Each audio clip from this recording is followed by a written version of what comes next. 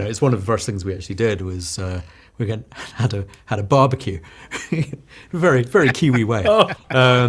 So we essentially got out all these creme brulee torches and an actual barbecue, and went to the butchers and got lots of meat. And our practical friends from Wētā Workshop came around, and we put lots of artificial skin on and layers and latex and all that sort of stuff. And we torched this meat and cut it up, and it was. And I'm vegetarian. I mean, this was pretty horrible for me. I'm vegetarian as well, so I'm thinking about this.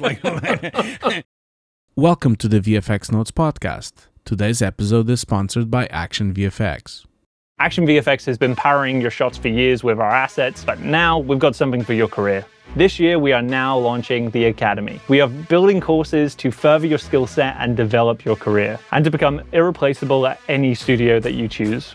They're structured, production-grade courses taught by the people actively working inside major studios, including people with 20 years of compositing credits who advise studios on how to actually build these pipelines. All of our courses are built to the same quality and standard that you would expect from our assets. The focus is on real production workflows, the kind of thing that changes how you show up on production. Head on over to actionvfx.com.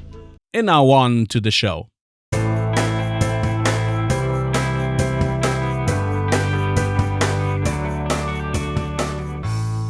Hi everyone, welcome to the VFX Notes Podcast. I'm Ian Fales from Befores and Afters, and I'm joined by Hugo Guerra. Hi Hugo, how are you? Hey there, hi Ian. We also have a really amazing guest today from WetaFX, Martin Hill, Visual Effects Supervisor. Hi Martin, how are you? Hey Ian, thanks for having me on. Great to be here. It's so great to have you to talk about Stranger Things 5, a series, the whole series, of course, I was obsessed with. And I think I binged as much as I could and watched it as soon as it came out. And then Stranger Things 5 just elevated things to a whole new level. So we're really stoked to have you to talk about Wētā's work. Yeah, we're big fans. We've already done all the seasons on the podcast as well. So this is going to be a pleasure to actually have you on the show to finish our series as well. To have our 5th episode on the podcast as well. Well, for us too, when we got invited to join the show, we were all huge fans. So, it was great for us to jump on. It was such a privilege to get to join in at the end. Thank you so much. Yeah. Well, we're going to talk about Mind Flayers, Vecna, Optical flow, AR, iPad visualization tools, all that kind of thing. But Martin, Wētā's work actually started with doing a young Will, right? In the very first opening episode of Stranger Things 5. Yeah, exactly. And, it was an interesting one because the Duffer Brothers and Betsy and Michael sort of came to us and said, we want to do this scene where it's a flashback to season 1. And, we're going to, recreate a young Noah Schnapp. And, the first thing we sort of thought was, we've seen the series, season 1 is really all about Will's disappearance. He isn't actually in it very much. So, we're starting off with, there isn't actually an awful lot of reference of him from the first season. So one of the first things we did was say, well, can you just gather anything that's on the cutting room floor, any sort of outtakes, any all the extra takes, before and after clappers, when cuts call, just so we can get all the material we possibly can of Noah at that age. Because, when they filmed season 1, they weren't expecting a season 5. There were no scans, there were no kind of, the usual process that we do if we're going to do a digidouble. Get as many cameras as possible, go through all the fax expressions. None of that. We're starting from a very sparse data set, shall we say. and also currently there's a myriad of tools and techniques to do young characters or de-aging. What methodologies did you consider? I mean, I'm guessing AI was part of the mix as well. So obviously the whole face swap thing. So Noah was 9 in season 1. He's now 22. So de-aging would, he's quite different. So it would be a little bit more than de-aging, just the sheer size of him. So the first thing we sort of thought of was, okay, well, we need, a body double actor. And Luke Kokocek came in to essentially as the actor stand-in. And what was great about that is we can have a conversation with Duffer Brothers of, get the performance that you want from this actor, so we know what we're transferring. It's not going to be we're just going to take the body and reconstruct a facial performance on top. And then we've got to analyze, well, what are the tools that we can use to create a young Will? So obviously we've got, the full 3D, digidouble representation where you try and build a whole facial rig and everything. And that gives you the most flexibility, essentially. It has the downside that, you've got to make it look, photoreal, and you've got to build it from limited reference. And that's something that we've done before. We did that for Furious 7, years ago, and for various films sort of since then, where we had a limited data set and we needed to create, a photoreal, fully expressible character. So the options really were, can we de-age? Probably not, or do a face swap of Luke directly. And so, this is 2023, we're talking about, is the technology there yet to be able to do a full face swap with all the controls that the Duffers want? And Duffers really wanted, no, we want full control over performance. We want to be able to do as many takes as we want. We don't want to be beholden to, this is what we get with a face swap type technology. So we decided to go down the full 3D route, and we used our in-house face swap solvers as well as kind of guides, essentially. So we ran both techniques in parallel with the idea that anything that was kind of, we wanted to check the fidelity of, was looking like, well, we'd run through both Luke's performance and every iteration of the the CG performance from the animation on top to be able to check the fidelity. And so the process kind of started with, well, we took shots from season 1. We took about, I think it's about 60 shots from season 1, and essentially replicated Noah's performance. This is very similar to the FF7 approach, where it's kind of, okay, well, we're going to track these shots, we're going to use whatever lighting information they had at the time and recreate the shot and replace his face entirely. And that gives us two things. One is it means we can validate the fidelity, and we got it up to level where the Duffers and Betsy were saying, yeah, no, that's great, that's looking like Will. But it also gives us snippets of Noah's actual performance in character of Will, and then we can actually use those. So a lot of the performances that we ended up using were directly taken from takes from season 1, and maybe there was an eyeline change, maybe a pose change, but it meant we could really sort of keep some authenticity to the character there. But it also gave us all the flexibility, for the Duffers, when the Demogorgon attacks the heart, they were kind of like, okay, great, can we make him more scared, bigger eyes, and they can actually direct it as a performance as they would, an actor. I always think like an actor has the advantage always of, looking real, but they're still not necessarily going to get the performance in the first take. There's still going to be many takes, and then, editorial and the directors pick the performance and give more cues. So we need to be able to go down that process as well. Mm.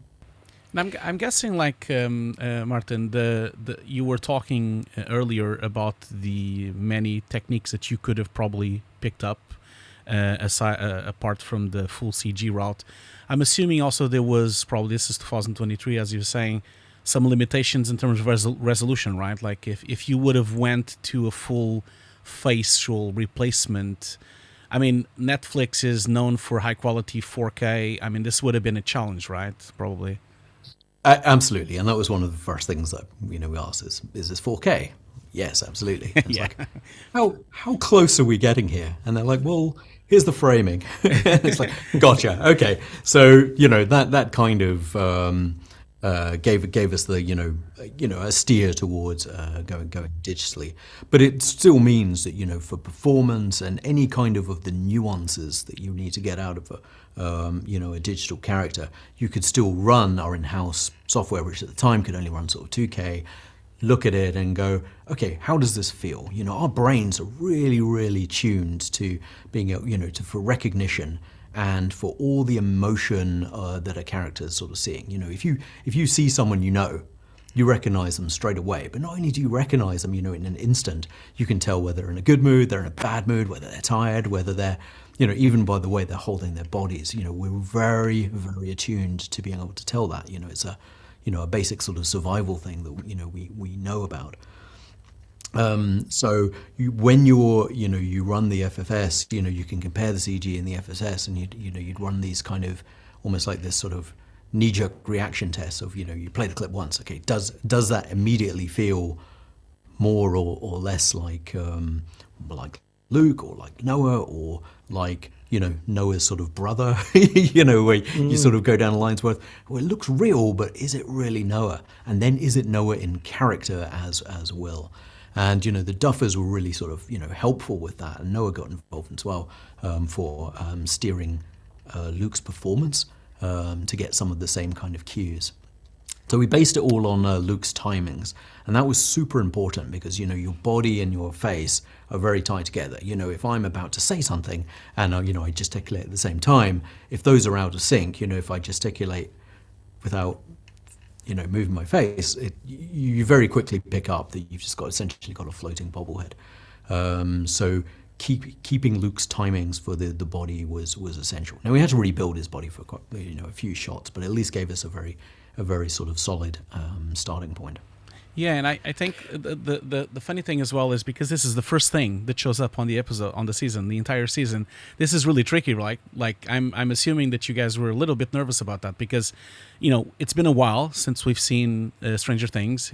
It was a few years in between the seasons. This was a big thing to pull off. I mean, you guys did an amazing job. It looks absolutely stellar. I was blown away when I saw it the first time. I watched it on the night that it came out, you know, the show. And so I was blown away by it right away. But this must have been really important, right? Because it's like the first thing they see, people. And you know how it is. People are going to immediately go to Twitter, just like talking about this all the time and take photos on the screens and take clips and then just either say they didn't like it or they like it. So it must have been like a really stressful thing, I'm assuming. Yeah, so I mean, the first thing to do is never look at Twitter. But that's a good advice. The thing that gave us a lot of confidence was, you know, we started really early. You know, it's the first thing we worked on, and you know, when we knew we'd hit the gold standards, when, you know, the Duffers were happy. You know, that was for me the gold standards. Is do the brothers look at the footage and just like, yeah, that's our guy. And, you know, at that point, you know, we all have confidence. You know, they're direct performance. They've got the what they're happy with, because we finished the you know, the young Will stuff.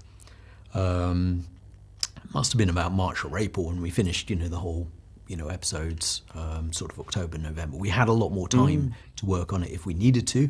But, you know, they were happy to move on. So that gave us the confidence.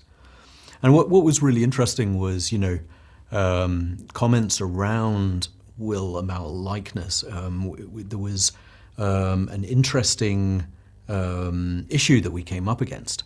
That was, you know, when we recreated a shot for episode 1, say he's sitting at the kitchen table, and we have breakdowns of this. You know, we've got him looking one for one with the plate version, but if you were to describe Will in one word, 2 words, it's bowl cut. You know, he's got this very distinctive sort of hair, and you take that hair, and it's like, this is great.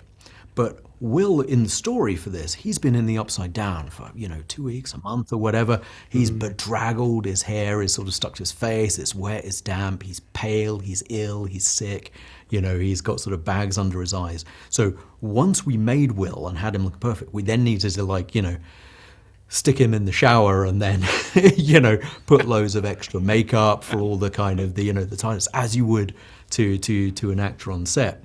And, you know, it took him away a little bit from, you know, looking exactly like he did in episode 1.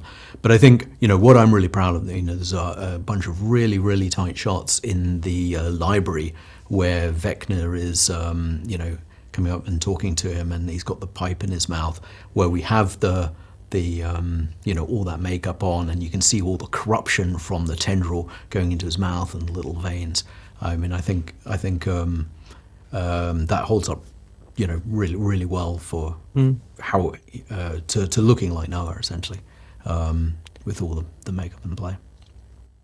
And it's really interesting, Martin. I feel like you've had so much experience, and Wētā as a general company as well, with this kind of work. You mentioned Furious 7.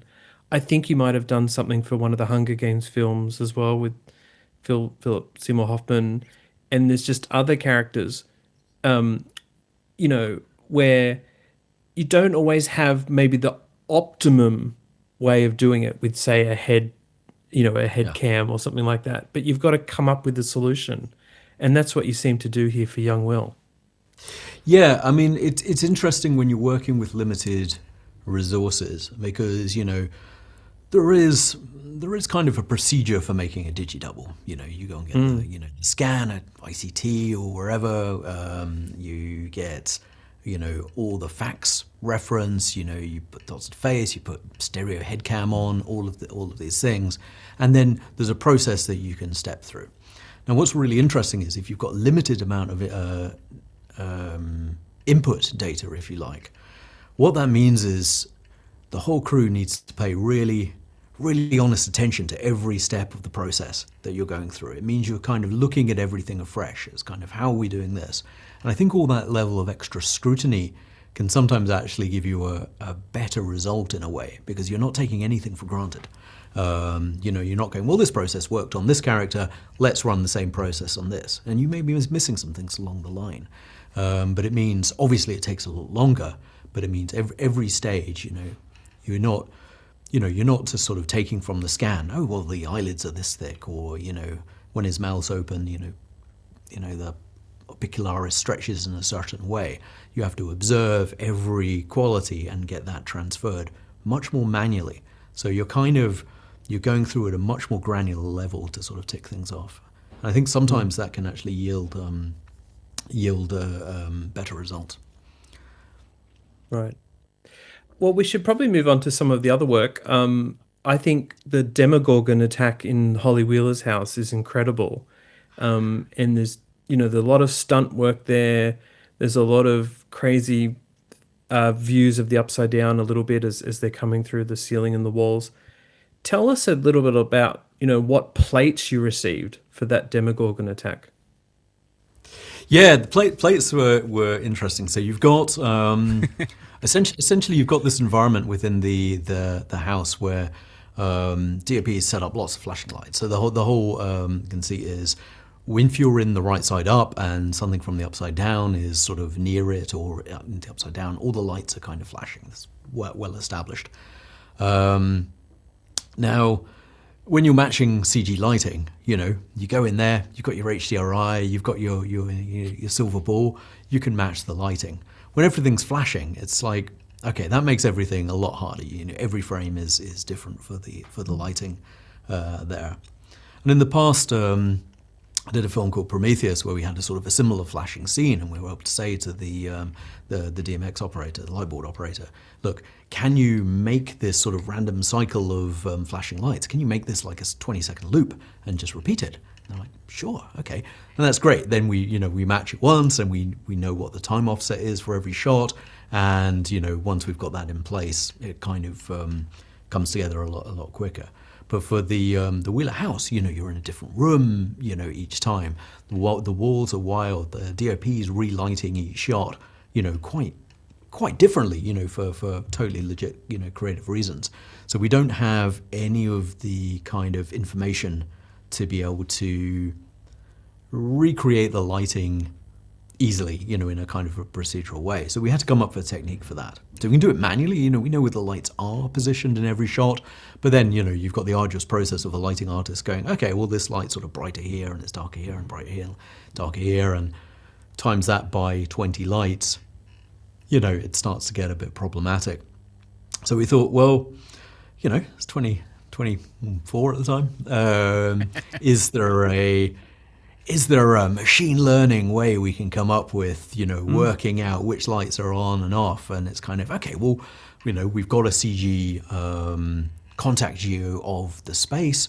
We can fire each light on individually. Can we compare these to what the plate looks like? And it sort of turns out that you don't actually need to go a machine learning route.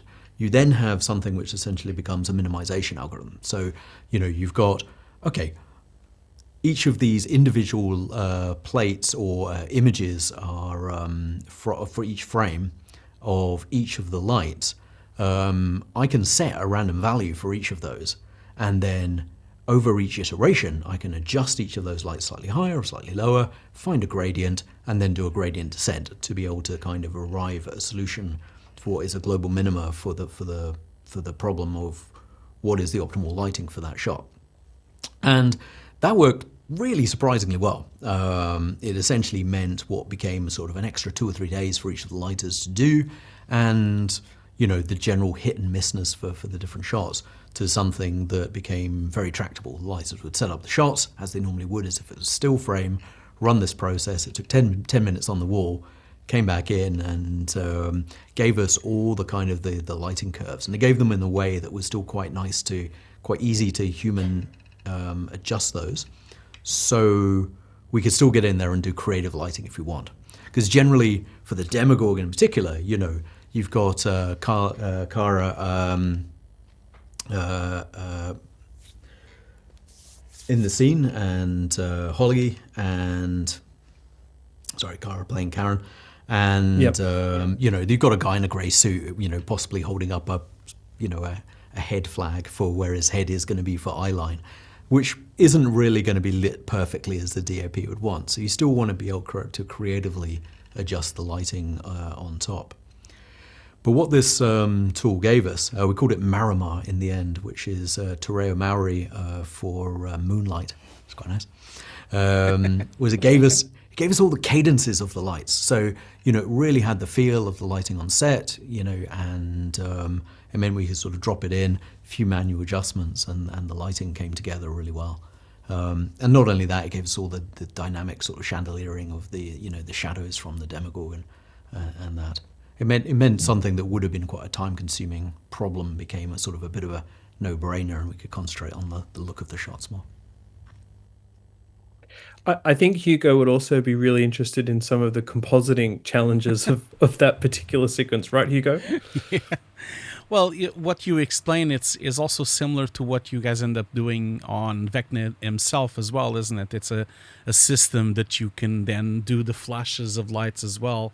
I guess the compositing side of things is quite impressive, this entire thing, because the cameras are moving like crazy, and you guys are like doing quite long movements of cameras as well, swooping very wide angles as well.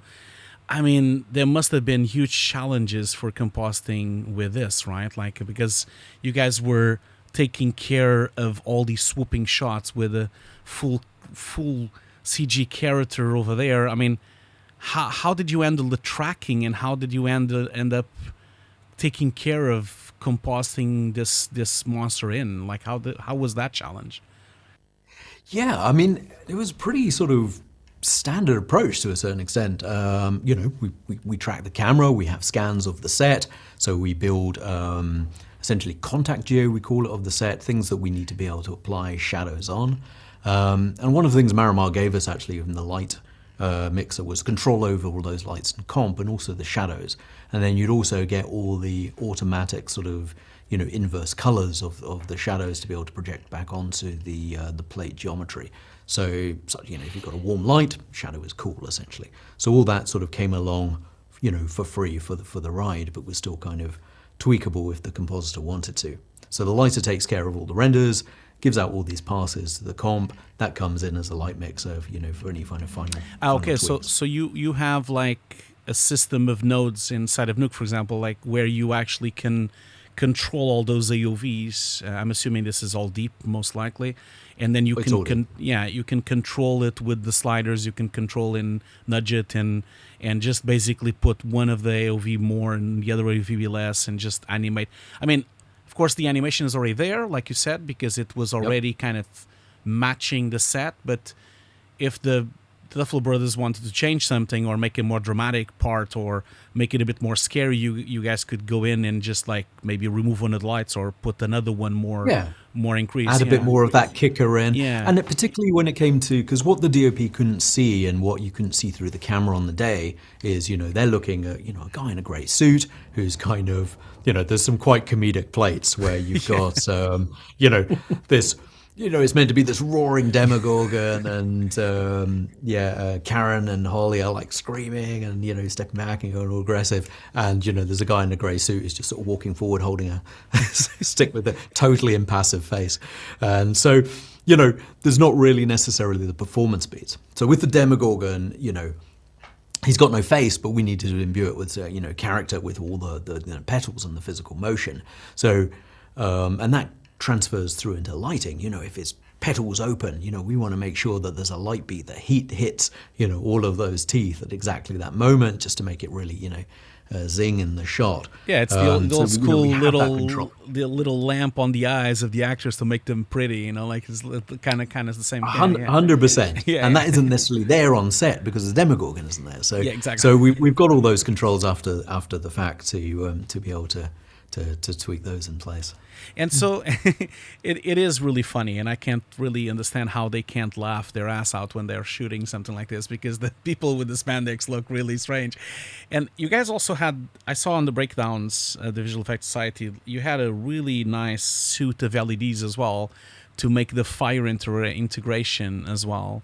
Yes, yeah. But I noticed that it kind of ended up, because when you look through the breakdowns frame by frame, you end up noticing that you didn't really use as much of that light because it was probably not enough. So I'm assuming it's like a big reference, and then you actually make more lighting in the 3D package with the geometry you have, right? So because it's not enough, right? Like just those LEDs on the body. Yeah. So you've got, Demogorgon, he's just fallen into a nest of barbed wire. Yeah. He's struggling around, and then, he gets set on fire. So there's a big sort of fireball, he gets a moliere, and, the timing of that, again, isn't there on set. So, everyone on set is doing their best idea of kind of, well, we kind of think the fire's going to do this, and, it's going to be this intensity and this color temperature and whatever. But what it does give us is, light variation against the background. So, we can stabilize all those frames, subtract all that firelight out, and the difference of that gives us an idea of, okay, well, this is how the light from roughly where the Demogorgon's going to be is going to, interact and shadow the backgrounds. So then we can sort of take that and use that in areas where we also take our fireball pass, the interactive light from that, how that sits on our contact geo, which is never going to be as nuanced as the actual set. And so we can use that to drive the differential from the plates with and without the interactive light. So you get all the subtleties of all the little shadows with all the sort of micro bits of gack in the background that we haven't necessarily modeling. Yeah, I see. Yeah. Still very useful. Yeah, and in terms of actually pulling off these really complex tracks, I know, for example, I read on Ian's amazing magazine about how you guys ended up using a dual 3D setup with two extra witness cameras when you were shooting Will, right? Like you had like these two small little cameras attached to the Alexa. Did you end up doing this on most of the shots, or did you end up having these kind of small witness cameras attached to the main camera, or was this not feasible on all the shots? Yeah, I mean, it's not really practical to have on every setup, and there's quite a difference between. So if we're doing Demogorgons, we know we're replacing the guy in the suit. Vecna, we know we're replacing 99% of Jamie, but for Will, we're hoping to keep the shoulders, the jacket. Yeah, that's why you wanted the camera, okay, I see. And it's a trick. You can really tell very quickly if, the neck track isn't quite right.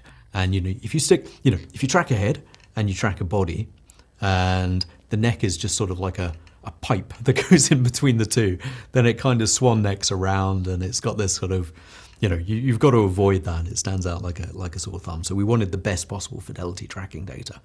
So we were using a lot of actually an AI tool to create sort of depth from these plates. And we can do that with a mono camera to work out where the shoulder is and, get a really fine-tuned sort of depth for where the neck seam is going to be. And that works in conjunction with our traditional match move, which has got multiple witness cameras, match moving a body, which is the correct scale to Luke. But it's always difficult, particularly if there's a lot of bulky clothing. He has that kind of ski jacket on to get that precise. So the deep tool really helps us. And as an extra plus to that, because we went into the Will shoot going, this is going to be hard. We need all the help we can get. Can we stick these 2 extra little Basilar cameras, on the main camera? So essentially we have proper stereo depth, because we can take the difference of the 2, but it also gives us 3 inputs to our AI auto depth, so they can corroborate each other, and we can get even greater fidelity from those. Yeah, exactly. Okay, that's cool. I really love the use of these different tools, particularly on this show, Martin. And I'd love to ask you about the optical flow stuff you were doing with Vecna's vines, because I thought that was really interesting. There was actually a great dedicated presentation to this at SIGGRAPH as well, which was fun. Yeah. But love you to mention how that came about. Yeah, absolutely. So as you mentioned earlier, normally if you're doing a CG character and you want to take the facial performance, face rigs, virtual studio stuff, there was a little film called Avatar happening at the same time over here where they were doing a lot of that. And, we can't do all of that. We have scenes where Jamie and Noah actually are, they're really close to each other. You can't put cameras in their way. They're trying to act off each other.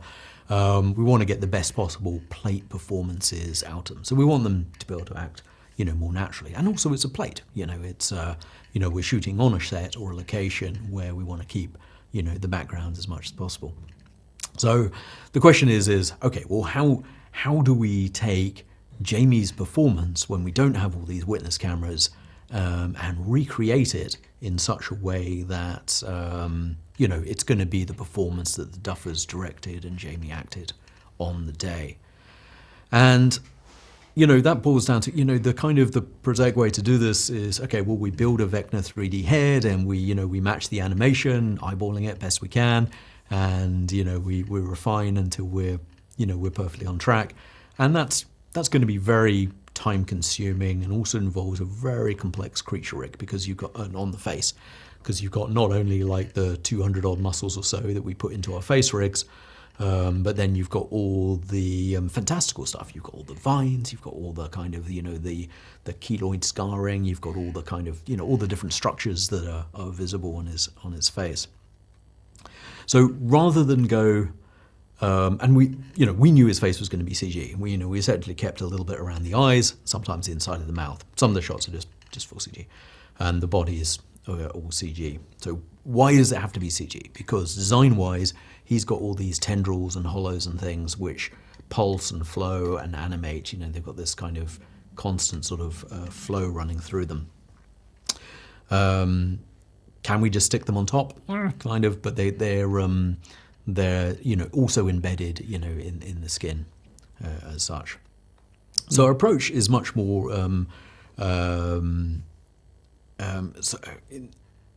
in some ways more elementary than doing a sort of full 3D animation. We match move our CG Vecna, and we don't do any facial animation on them at all. Literally, it's Vecna, stationary head with all the flowing tendrils and everything. And then that's match moved exactly to Jamie's performance and has all the lighting variation. And quite often there's a lot of flashing lights and things going on in this case as well. So how do we transfer one to the other? So what we can do is use an optical flow stabilization technique in screen space, which completely stabilizes Jamie's performance. So we first run a 2-point track over the whole head, kind of centers it. We blow it up a bit and then we stabilize every pixel. So there's, essentially 1 point on his face will stay in the same position in screen space for the entire duration of the shot. So you have this weird kind of totally frozen face, even though the expression is kind of changing. But anything that's physically moving on him is sort of unwound. That's then locked because our CG model also doesn't move. That already has the advantage that it's not moving. And we can take out all the camera moves by doing the same optical flow stabilization on the CG, but obviously it doesn't need to unwind the facial nuance and motion. Once we've got the two, we can superimpose them. We can do a bit of a warp to make sure everything's lining up to our stabilization reference frame of Jamie from the CG. And then we can apply the inverse optical flow from Jamie back onto the CG. And then it locks completely to the to Jamie's performance. So every twitch, every move, whatever, is entirely back in there. And sometimes we use the mouth from Jamie, like the inside the mouth and around the eyes. And we never really had scene problems because it was kind of, the motion that was on Jamie was also on the CG. So wherever the seam was, or whether it was on the eyelid or just inside the eyelid, or whether it was the lips or inside the lips, it would lock to it. So for 99% of the shots, and that was even with dialogue and everything was just sort of working. There were a few shots where we had to stabilize both a mouth open and a mouth closed version of Vecna, the CG Vecna, but otherwise that kind of worked out of the box, as you were. And then generally we were doing all the stabilization on the CG on the non-animated light version. That made it more, more clean. And then we could re-add all the animated lights back in, similar to how the Demogorgon worked. And also when we were stabilizing the CG, we had to turn off all the motion in the tendrils. Sorry, not the motion of the tendrils themselves, but we had to turn off the flow inside the tendrils, because that would distract the optical flow, and then it would want them to move the tendrils back in physically the opposite direction. So we turned all that off, but then we did a duplicate render that had the flow on that we'd reapply the inverse optical flow to. This is amazing, because this is just like the old school. Remember back in the day when we were doing simple compositing and we would stabilize a little thing, just a little piece, and then paint it and then reapply the track again, reverse track. Just like the most basic cleanup thing we've been doing for decades. But you guys just made it on every single pixel of the face. It's insane. Yeah. Okay, no, we're not going to do it just for this little part. We're just going to do it for the whole face. And it's so smart. That is, you were explaining this and I was like, wow, this is really, really cool. This is so simple as well. If you really think about it, it's actually simple. It's not, of course it's complicated to do, but it's actually such a smart and simple idea to pull off. Congratulations. I was hearing you talking about that, and I'm thinking to myself, wow, this is exactly like we used to do paint back in the 2000s, but in steroids, times 10,000, in It's funny because when I was mooting the idea to the crew, it's is asked the legitimate questions how often do you think this is going to work? And I said to them, maybe half the time, I think. Let's aim for that. But it worked for all the shots. I was genuinely surprised. So, but what it was used for 300 plus shots of Vecna with all this dialogue, and we had so many of these shots which were basically Jamie very still in frame, giving a really intense, quite locked down performance of dialogue to Noah, back and forward. And it's these are surprisingly difficult, nuanced facial animation shots that are they're gonna look wrong if we don't really pay massive amount of attention to them. So it's is there any other way we can and do I don't even think you would be able to actually the traditional method of 3D tracking facial on all those shots with these lighting conditions, with these flashes. I'm not entirely sure if it would be completely possible to pull off in a realistic way. I think it's too complicated. It's just too much. It's a big volume. It's just it's incredible. If you really needed to 3D track, sometimes we see this kind of work on maybe one shot or two shots on a film. A film maybe has a few shots of this, but this is a character throughout these episodes that are film feature length. You have thousands and thousands of frames going in one single sequence. So yeah, hats to you guys. It's a really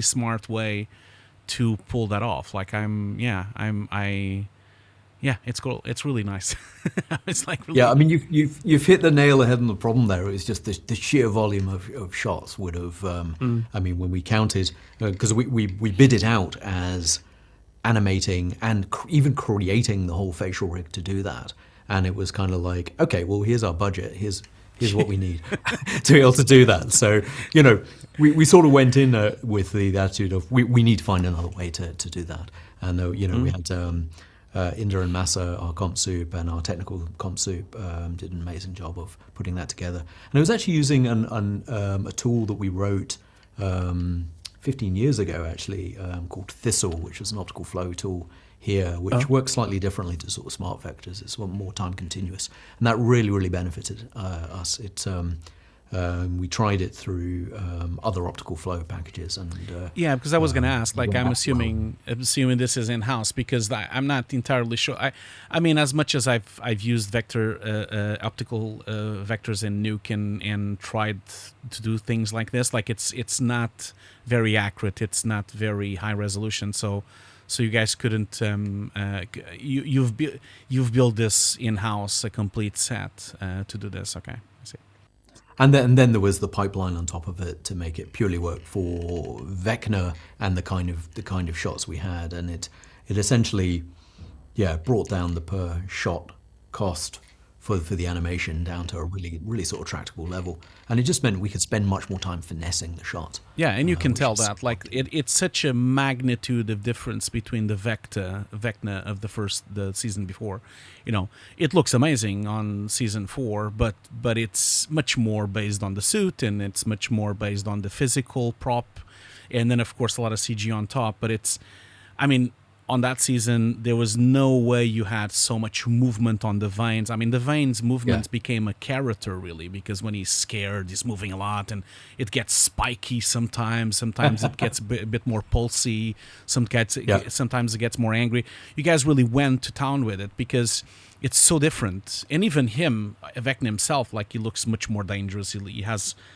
It's much more see-through as well. He's much more thin as well. A lot of negative space. Exactly. Yeah. Like, it's so different from the one from season 4 where you still see a full body person inside, you know, like, it's just not the same. And I don't think people appreciate that, because I guess people are used to the other Vecna that we saw, and it's, you know, the acting is so amazing and you're really focused on what they are saying, but you guys really pulled off some amazing stuff on this new Vecna. I guess the Vecna 2.0.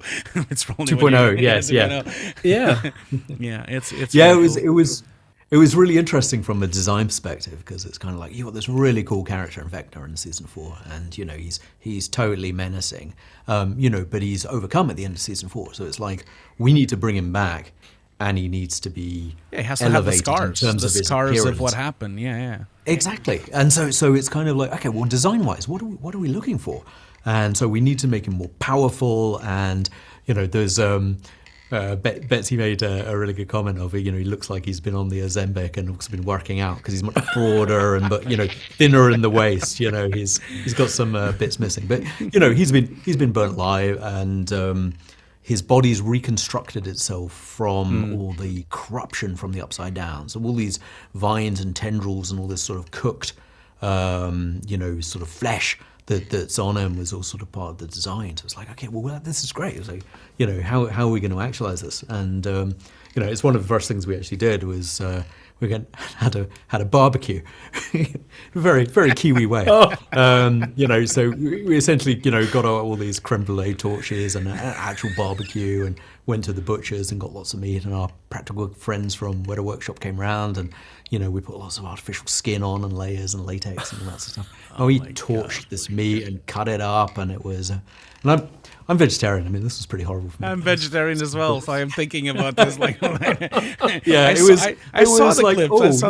I saw the clips on the Visual Effects Society breakdown. I'm like, oh my god, this is not cool. But it's actually kind of useful, because if you're kind of looking at going, oh god, I'm not liking it, then that's what we want. We want it to look painful. We want it to look a bit sort of grim. It looks horrible.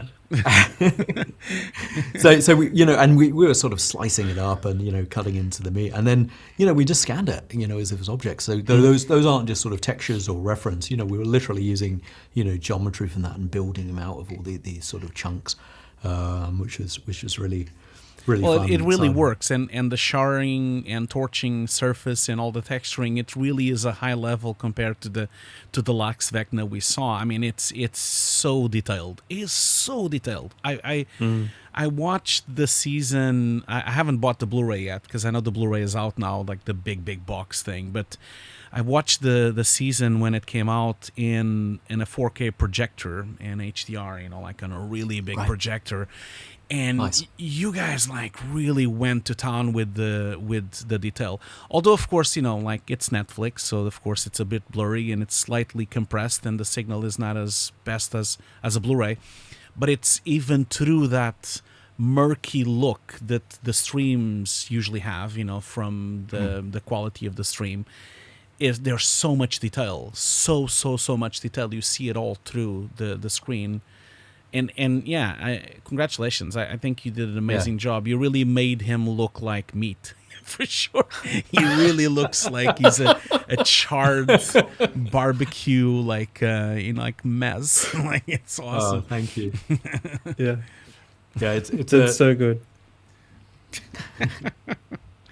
It's an interesting challenge actually with when you're saying about detail is it's one of those things where if you have lots of high frequency detail everywhere, it can start to look a little bit like camouflage, and it becomes actually very hard to light a character and actually be able to pick him out and be able to see how he's performing, particularly at different sort of levels of detail, if he's further away or closer.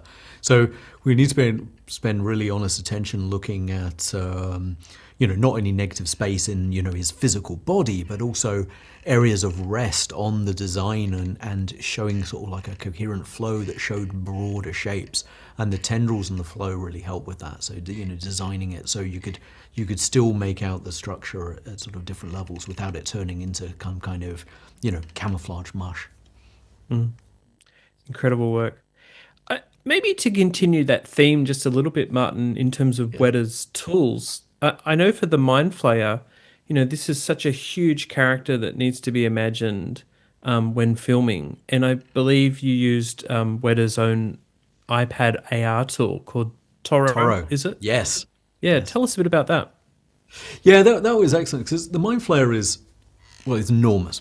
And, it was interesting when we were designing it, because we got involved in the previous stages of the entire scene. So this is before the shoot.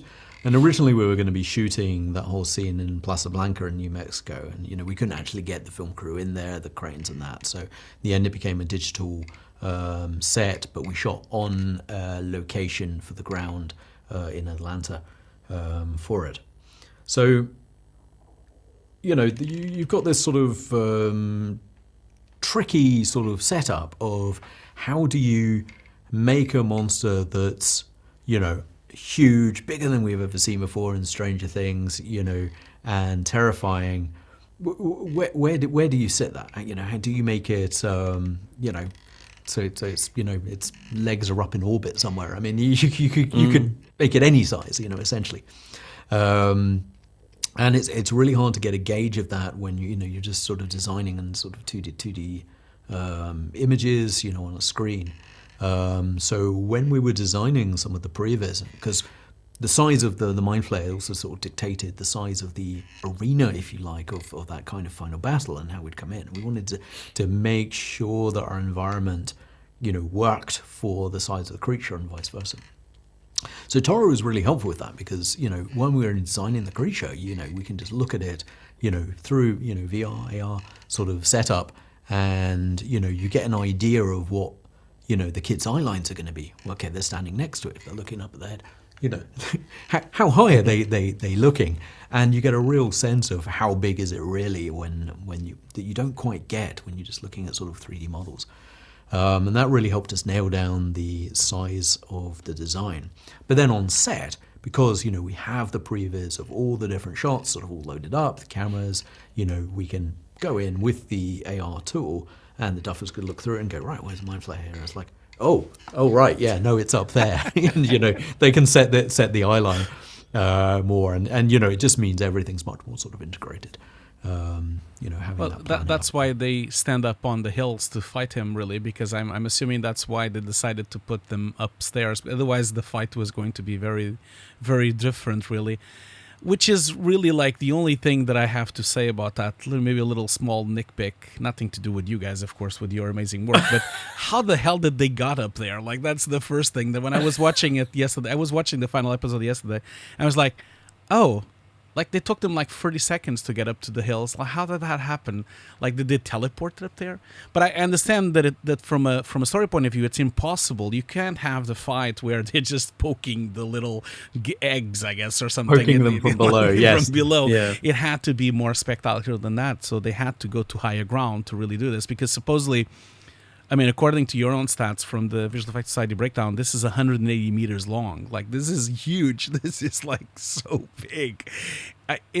If we think the Mind Flayer was big on season 3, because it was quite big on season 3. It's like the size of a shopping mall, and then this is like the size of, I don't know, like of a 10-story building. It's insane how big this thing is.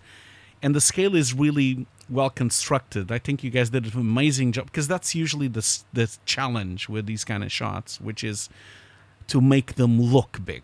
It's always complicated. And I think with the amazing atmospherics and all the environmental dust and all the simulations you guys put off when he's hitting the ground and all the little pieces of debris come out and the dust starts gathering, it really has a huge sense of scale. It's slow and it's big and it's awesome. Like, I thought you guys pull it out the park with the sense of scale, especially when 11 is jumping to his mouth. That's really the biggest scale shot of the whole thing. That really gives you a big idea of how big this thing is, really, when she's like little tiny thing, just like flying in front. Like, that's a hell of a shot, I loved it. That's one of my favorite shots, actually, is the standoff of the Mind Flayer on one side of the frame, and then over here there's like Elle, and she's like 2 pixels. But we had to really pick her out with some silhouette. We made that shot very silhouetted. We totally cheaped the lighting on it just to kind of really make it iconic. But there is this ludicrous discrepancy between them. Shot. But obviously Mind Flayer needs to be this giant sort of final challenge. And one of the things about the previous and planning of it was we needed to give all the kids sort of equal weight in the fight. The whole idea is they can only defeat him from a story point of view if they're all sort of working together, and they're all attacking it from different ways. So when Nancy lures him into the canyon, that's when the kids run up the steps to the to the top of the cliff. There is actually a slope in the model which they run up. I was making a joke, of course. I get you.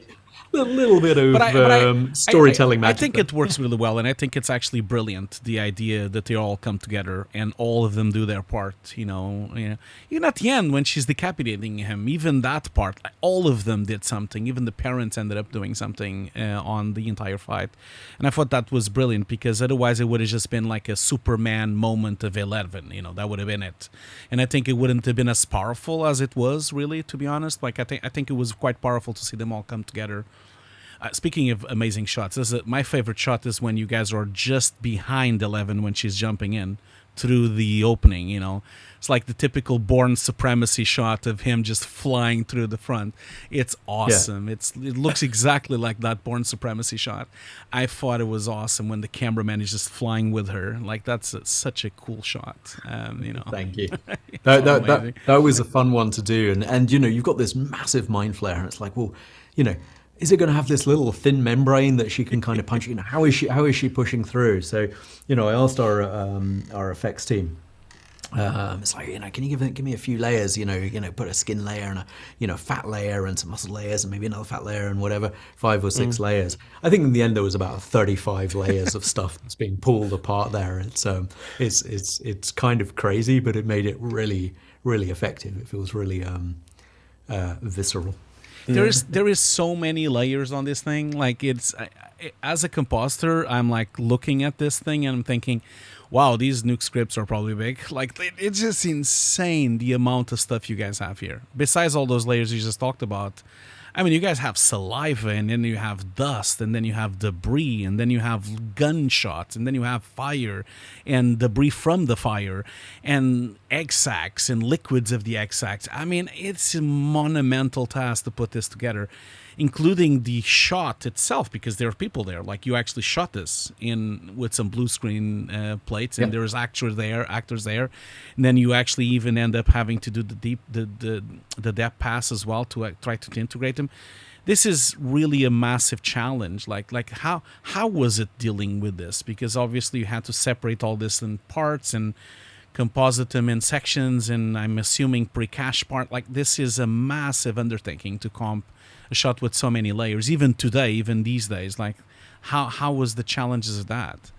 So I mean, everything's in deep. So that kind of simplifies things conceptually, but you can run into sort of big memory problems in that with the amount of elements that you've got. So yeah, it's really slow down, I guess. It becomes slow as well to play back. And, it's slow to work with. So it's really a question of kind of, okay, how many effects passes are in there? You know, you've got this giant creature, you know, we know, you know, it all needs to move, you know, all the secondary motion needs to be of scale and weight. You know, it's not a carapace, it's not solid. So, you know, it has some jiggle, or the vines that are hanging off it need to sort of move at the correct sort of speed, the saliva, as you mentioned, all of that stuff that sort of gives even the weight. little teeth also, on the arms and everything was moving. Yeah. They all articulate. They all kind of like articulate and yeah, and the teeth inside the mouth as well. There's a whole kind of second mandible. Thousands of teeth. I know, it's insane. At one point, there was actually legs inside the mouth as well when we were trying to work out how does it get at Nancy in the, you know, the narrow you know, ravine that she's in, and she's kind of luring it in. We thought, what if it roars and then these extra things come out and like tear away, and that got nixed because you know, it was a really complicated element to add later story wise, and you know, he had enough legs, he had 22 legs, and but it was actually really good because it was then kind of, well, how do we get to it? And in the end we went with, you know, what was it, you know, the obvious thing was he just charges straight through the rock and gets his face really close to Nancy, and of course it set up a you know, an Aliens 3 sort of homage of, you know, the creature getting really close to Nancy, which was just awesome. But to answer your question on complexity of the comp, so a lot of it is the dust. So, you know, you've got the Mind Flayer and its weight. Every time it slams a leg into ground, you know, it's putting all of that weight and pressure onto a really small tip. So it's burying straight in the ground, and there's just a huge upwelling of rock and debris and dust and everything. So it leaves this sort of trail of dust behind it. And, you know, we've got this light that comes in and is raking and is then casting God rays through it. So there were two sort of big optimizations that we did. So for the lighting first, where we have a tool called Shadow Sling that was written a while ago, which is a deep relighting of volumes tool, which we can control and comp. So all the dust elements are essentially rendered, let's say with and without cast shadows within them. And then we can change the position of the Mind Flayer, we can change position of rocks, we can change the position of the clouds in the sky and the gobos that are sort of raking through, so we can compose these shafts of light with the legs and everything and make it look sort of really interesting in depth after the fact, because those would be really expensive renders to do, you know, within Manuka, within our sort of offline 3D ray tracer. That's really expensive. So that's a sort of it's actually a 2D ray tracer with inside a plugin within Uke that when I say 2D, it's essentially doing a slice through the depth. Through the deep, and working out where the shadow boundary intersections would be with the new shadow components. It's not dissimilar conceptually to a shadow map, but it is actually quite dissimilar internally.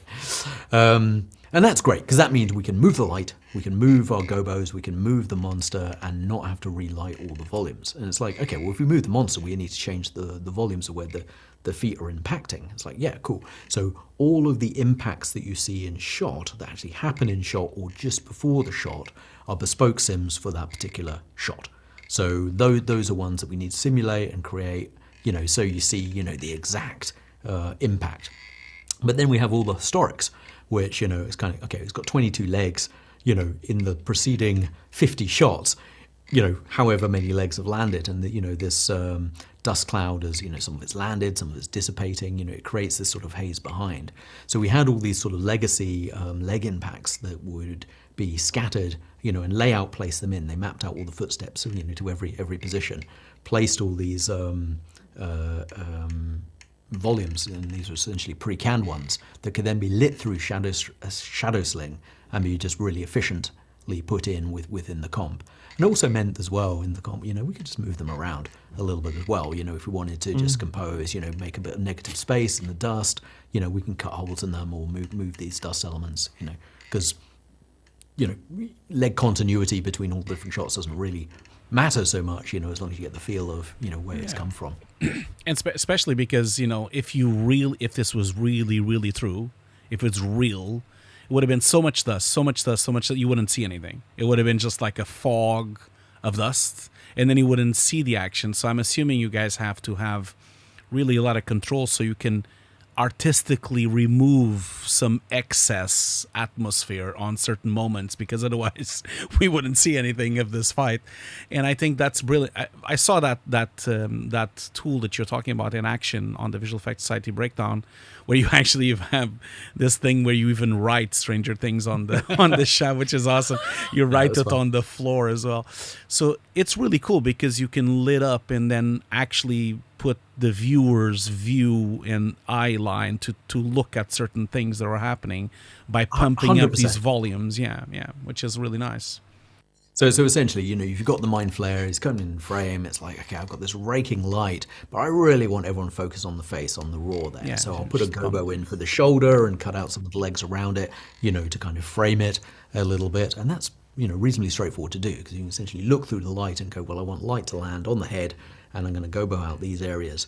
And it's not just incoming light that's on the monster that it affects, it's also lights, those shafts of light that are going through all the atmosphere. So it still feels really connected. Yeah. Oh my gosh. Martin, it is just such incredible work that I'm inspired to go and rewatch that final episode again, actually, like Hugo has. Thank you so much for geeking out with us about it, especially talking about all the tools, the lineage. I think it's really interesting. Some of those tools I remember covering, 15 years ago when they were first written. I think I remember talking to you about them, Especially Abe Lincoln Vampire Hunter, I think might have been Shadow Sling or something like that. Oh man, that was what we invented it for. It was for that film. It's quite the film. Oh man, I love that. Yeah, well, it was exactly the same problem. We had a stampede of horses, we had a lot of dust, and we had light rays that were passing through it. So it's kind of, that's really expensive, and that was 15 plus years ago. In sort of a rays-based renderer, PR Man at the time.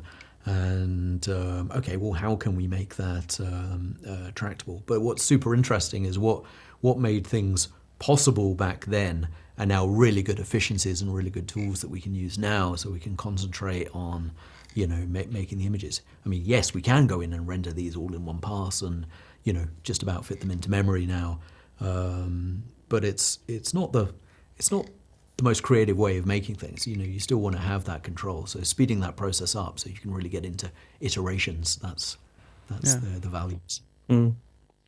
Fantastic. Thank you once again, Martin. Hugo and I were just in raptures listening to you. Thank you so much. It was awesome. Thank you. Yeah, it was a stellar work, really stellar work. And if anyone really wants to know more about Stranger Things, you guys should look into this little magazine here from Before and After. It's really good. Since Ian is not going to promote it, I'm going to promote it for him. It's a lovely cover, Ian. I know. Yes. Good shot. It's awesome because, of course, like this TV show is like absolutely spectacular in terms of visual effects, and there's so many shots and so many sequences. Could be here for several hours talking, but we had to focus on only a few because it's such a massive amount of work. I mean, each episode is a feature film length, so it's really impressive. Yeah. Thank you so much, Martin. Thanks, Hugo. See you guys later. Thank you, Ian. Thanks, Hugo. See you later. Bye. Bye.